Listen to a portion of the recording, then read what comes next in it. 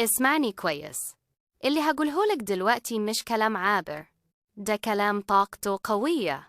جاتلي أول ما لمست الكروت بإيديا، وأنا بقلب أول كارت حسيت بحاجة غريبة، كأن قلب حد بينبض بسرعة، حد من ماضيك لسه بيفكر فيك بكل تفاصيلك. فيه طاقة راجعة عليك، طاقة مش مجرد ذكريات، لا، دي طاقة حد مشتاق لك لدرجة الوجع. N9 شايل صورتك جواه، لسه فاكر كلامك وضحكتك ونظرتك، وكأن الزمن وقف عند اللحظة اللي سابك فيها. يمكن أنت قلت خلاص، اللي راح ما بيرجعش، بس الكون بيقول العكس، في باب قديم بيفتح تاني. الكارت التاني بيكشف سر كبير، الشخص ده ما عداش يوم من غير ما يفكر.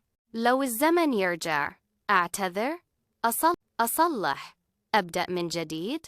هو تعبان، تعب من تأنيب الضمير، ومن لحظة غلط فيها، ومن قرار كسره قبل ما يكسرك. وفي الكارت الثالث ظهرت طاقة رجوع واضحة، مش رجوع صدفة ولا كلمة على استحياء، دي رجوع بقرار، قرار إنه يظهر تاني في حياتك حتى لو الطريق بينكم اتقطع من زمان.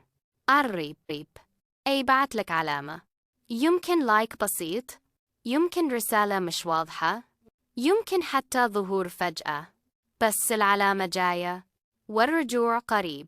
دلوقتي السؤال الحقيقي، لما الشخص ده يرجع، قلبك هيكون لسه فتح له ولا اتقفلت الأبواب للأبد؟